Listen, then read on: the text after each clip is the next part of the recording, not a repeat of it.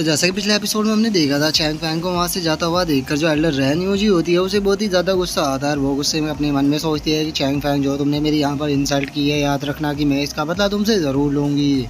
जिसके बाद हम अगले दिन का सीन देखते हैं, जहाँ पर जो साइड मास्टर बुफान होते हैं वो सभी डिसाइपलों को लेकर क्रॉसिंग गेट के ऊपर आ चुके होते हैं। और वो वहाँ पर आते हुए उन लोगों से बोलते हैं कि इस गेट को क्रॉस करने के बाद तुम इनर सेक्ट के अंदर चले जाओगे। और अब उस गेट को देखकर वहाँ पर जितने भी डिसाइपल होते हैं वे सभी बहुत ही ज़्यादा खुश हो जाते हैं। वे खुश होते हुए उस गेट की तारीफ करते हुए बोलते हैं कि सच में यह गेट तो कितना बड़ा है। और अब उन डिसाइपलों के इतना बोलते के साथ ही हम उस गेट को देखते हैं, जो कि सच में काफ़ी ज़्यादा बड़ा और खूबसूरत भी होता है। और जो अब सेक्ट मास्टर बुफान होते हैं उन सभी डिसाइपलों से बोलते हैं कि तुम लोग जरा एक मिनट यहाँ पर रुको, मैं तुम लोगों को कुछ बताना चाहता हूँ। जो इनर सेक्ट है वो तुम्हारे आउटर सेक्ट से बिल्कुल अलग है। और इनर सेक्ट के अंदर हर टाइम डिसाइपलों के बीच में फाइट होती रहती है। और उन फाइटों के दौरान कुछ डिसाइपल मारे जाते हैं तो कुछ बहुत ही बुरी तरह से घायल भी हो जाते हैं। तो इसीलिए वहाँ पर जाने के बाद तुम लोगों को बहुत ही ध्यान से रहना होगा और बिना बात के तुम्हें किसी से भी पंगा नहीं लेना होगा, क्योंकि बिना अपनी कैपेबिलिटी को जाने तुम वहाँ पर ज़्यादा दिनों तक सरवाइव नहीं कर पाओगे। जो सुनकर अब जो सभी डिसाइपल होते हैं वो साइड मास्टर बुफान का शुक्रिया अदा करते हुए उससे बोलते हैं कि साइड मास्टर आपका बहुत बहुत शुक्रिया हम लोगों को ये चीज़ बताने के लिए। और वहीं दूसरी तरफ जो चैंग फैंग होता है वो तो अपने मन के अंदर काफ़ी ज़्यादा खुश हो रहा होता है। वो खुश होते हुए अपने मन में सोचता है कि अरे वाह, मैं यही तो चाहता था, अगर मुझे वहाँ पर फाइट करने को मिलेगी तो मैं और भी जल्दी पावरफुल बन जाऊँगा। और चैंग फैंग ये सब कुछ सोच ही रहा होता है, लेकिन तभी जो साइड मास्टर बुफान होते हैं वो चैंग फैंग के पास में आकर उसके कंधे के ऊपर हाथ रखते हुए उससे बोलते हैं कि चैंग फैंग तुम्हें खुद का रास्ता ढूंढना होगा पावरफुल बनने के लिए। और इतना बोलकर जो साइड मास्टर बुफान होते हैं वो चैंग फैंग के कानों में आके उससे बोलते हैं कि चैंग फैंग तुम्हें इस चीज़ का याद रखना होगा कि तुम इनर सेक्ट के अंदर आ चुके हो। और जो तुम्हारी दुश्मन एल्डर रैन यूजी है वो इनर सेक्ट की एक एल्डर है और उसके यहाँ पर बहुत ही ज़्यादा कनेक्शन है। तो इसीलिए तुम्हें उससे बहुत ही ज़्यादा चौकस रहना होगा, क्योंकि वो तुम्हारे लिए यहाँ पर मुसीबत ज़रूर खड़ी करेगी। जो सुनकर जो चैंग फैंग होता है वो साइड मास्टर बुफान से बोलता है कि साइड मास्टर आपकी एडवाइस के लिए बहुत बहुत शुक्रिया, लेकिन मैं उससे नहीं डरता और मैं उसकी हर एक साजिश के लिए पूरी तरह से तैयार हूँ। जो सुनकर अब जो साइड मास्टर बुफान होते हैं वो भी काफ़ी ज़्यादा खुश हो जाते हैं। और वही खुश होते हुए बोलते हैं कि बहुत बढ़िया, तो चलो अब तुम सभी लोग अंदर जाने के लिए तैयार हो जाओ और मैं आशा करता हूँ कि तुम सभी लोगों का फ्यूचर काफ़ी ज़्यादा अच्छा होगा। और इतना बोलकर जो साइड मास्टर बुफान होते हैं वो वहाँ से गायब हो जाते हैं। और उनके वहाँ से जाने के बाद जो यूनर होती है वो चैंग फैंग के हाथ को पकड़कर अंदर की तरफ भागने लगती है। और वो भागते हुए बोलती है कि चैंग फैंग चलो जल्दी से अंदर चलते हैं। जो सुनकर जो चैंग फैंग होता है वो भी यूनर के साथ में वहाँ से भागने लगता है, लेकिन तभी पीछे से कुछ डिसाइपल आ जाते हैं जो कि चिल्लाते हुए चैंग फैंग से बोलते हैं कि वहीं पर ही रुक जाओ। जो सुनकर जो यूनर और बाकी के डिसाइपल होते हैं वे सभी भी थोड़ा शौक हो जाते हैं। और अब हम देखते हैं कि वहाँ पर एक बंदा आ चुका होता है जिसका नाम की लू चैंग होता है। और अब जो लू चैंग होता है वो चैंग फैंग और बाकी के लोगों को देखते हुए बोलता है कि अच्छा, तो क्या वो तुम ही लोग हो जिन्होंने की इस बार के बम कॉम्पिटिशन को जीता है। और लू चैंग की अब इस बात को सुनकर जो चैंग फैंग होता है वो उसकी तरफ देखते हुए बोलता है कि हाँ हम वही है, लेकिन तुम कौन हो।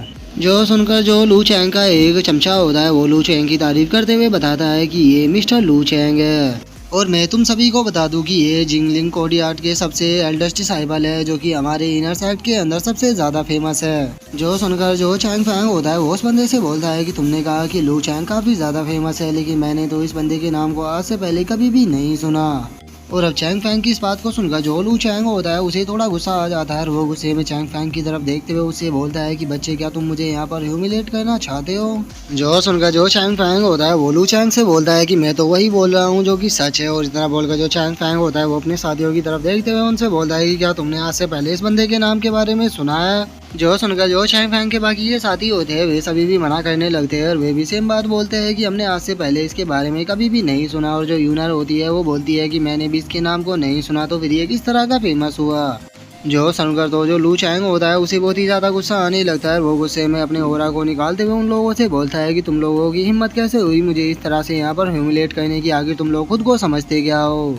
लगता है कि तुम लोगों को मुझे यहाँ पर अच्छे से सबक सिखाना होगा ताकि तुम लोग समझ सको कि अपने सीनियर के साथ में यहाँ पर किस तरह से पेश आना है। और इतना बोलकर जो लू चैंग होता है वो अपनी ब्लड लाइन को बाहर निकाल लेता है। और अब लू चैंग को एक्शन में देखकर जो उसके चमचे होते हैं वे बहुत ही ज़्यादा खुश हो जाते हैं। और वे खुश होते हुए बोलते हैं कि देखो मिस्टर लू चैंग ने अपनी 5th रैंक की जो मार्शल स्पिरिट है उसे बाहर निकाल लिया है। जो सुनकर जो एक और चमचा होता है वो लू चैंग की तारीफ करते हुए बोलता है कि लू चैंग हमारी जिंगलिंग कोर्टयार्ड का सबसे टैलेंटेड डिसाइपल है और ऐसा डिसाइपल पिछले 5 सालों में आज तक भी नहीं आया, तो फिर इन लोगों की हिम्मत कैसे हुई इस तरह से सीनियर की यहाँ पर इंसल्ट करने की। इसके बाद अब हम लू चैंग को देखते हैं जो कि अपनी पावर को निकालते हुए चैंग फैंग और बाकी के लोगों से बोलता है कि अगर तुम लोग यहाँ पर जिंदा रहना चाहते हो तो मेरे सामने नील डाउन कर माफी मांगो, नहीं तो मैं तुम सभी को यहाँ पर खत्म कर दूंगा।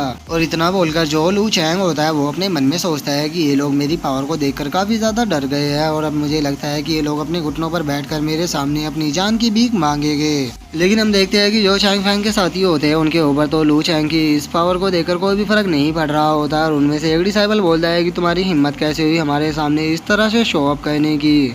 तभी जो दूसरा डिसाइबल होता है वो बोलता है कि इसके पास तो केवल 5th ग्रेड की मार्शल स्पीड है, लेकिन उसके बाद भी ये इतनी लंबी लंबी क्यों फेंक रहा है। अगर से ब्रदर चैंग फैंग की मार्शल स्पीड के बारे में पता लग गया तो मुझे लगता है कि ये अपने घुटनों पर बैठकर यहाँ पर अपनी जान की भीख मांगेगा। और उन लोगों के इस तरह के रिएक्शन को देखकर जो लू चैंग होता है उसे भी कुछ भी समझ में नहीं आता और वो अपने मन में सोचता है कि आखिर यहाँ पे चल क्या रहा है, ये लोग अभी तक अपने घुटनों पर बैठकर मुझसे अपनी जान की भीख क्यों नहीं मांग रहे। और इन लोगों के चेहरे को देखकर भी मुझे ऐसा नहीं लग रहा कि ये मेरी पावर को देखकर डर चुके हैं, लेकिन आखिर यहाँ पर चल क्या रहा है। क्या ये सभी लोग बिल्कुल पूरी तरह से पागल है जो कि ये मेरी पावर को नहीं समझ पा रहे। और लू चैंग के इतना सोचते के साथ ही अब हम चैंग फैंग को देखते हैं जो कि लू चैंग की मार्शल स्पीड को देखते हुए बोलता है कि येलो ग्रेड की 5th रैंक की मार्शल स्पीड ये इतना बुरा भी नहीं है। और चैंग फैंग की अब इस बात को सुनकर तो जो लू चैंग होता है उसे और भी ज्यादा गुस्सा आ जाता है और वो गुस्से में अपनी पूरी पावर को निकालते हुए बोलता है कि क्या कहा तुमने, ये इतना बुरा नहीं है। आखिर तुम्हारी इस बात का मतलब क्या है, क्या तुम मुझे यहाँ पर नीचा दिखाना चाहते हो। मेरे पास 5th ग्रेड की मार्शल स्पीड है जो कि पिछले 50 सालों में आज तक भी हमारे सेट के अंदर नहीं आई, तो उसके बाद भी तुम इसे बस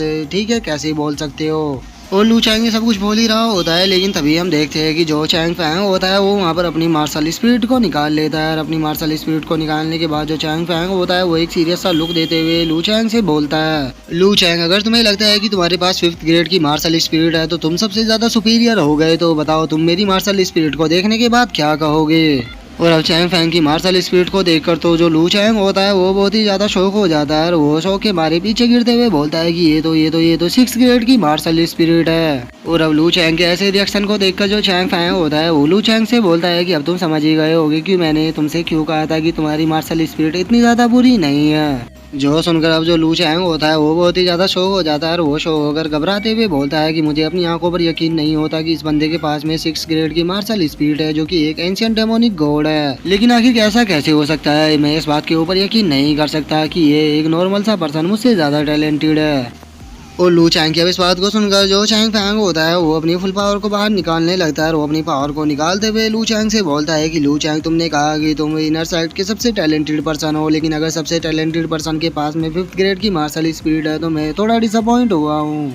और चैंग फैंग के इतना बोलते के साथ ही हम देखते हैं कि आसमान से कोई बंदा आने लगता है जो कि आते हुए बोलता है कि लगता है कि इस बार के जो न्यू बंदे सेट के अंदर आए हैं वे थोड़े एरोगेंट है। और अब उस बंदे को देखकर जो चैंग फैंग होता है वो भी थोड़ा सा शौक होकर ऊपर देखने लगता है। जिसके बाद अब हम उस बंदे को देखते हैं जो कि आकर जमीन के ऊपर लैंड करता है और उसके जमीन के ऊपर लैंड करने के कारण जो जमीन होती है वो भी टूट जाती है। और अब उस बंदे के ओरा को महसूस कर जो चैंग फैंग होता है वो भी थोड़ा घबराने लगता है और वो घबराते हुए अपने मन में सोचता है ये पर्सन कोई मामूली पर्सन नहीं है, क्योंकि इसके ओरा को महसूस कर मैं बता सकता हूँ कि ये डिवाइन डोर रियलम से ऊपर है, जहाँ तक मुझे लगता है कि ये डिवाइन प्लॉग रियलम पर है। और अब चैंग फैंग के इतना बोलते के साथ ही जो हमारा आज का एपिसोड है वो यहीं पे कंप्लीट हो जाता है। तो अब नेक्स्ट एपिसोड में देखेंगे कि आगे क्या होता है। अगर आप लोगों को वीडियो अच्छी लगी हो तो लाइक करना, चैनल को सब्सक्राइब करना। मैं मिलता हूँ नेक्स्ट एपिसोड में, तब तक के लिए बाय बाय गाइस।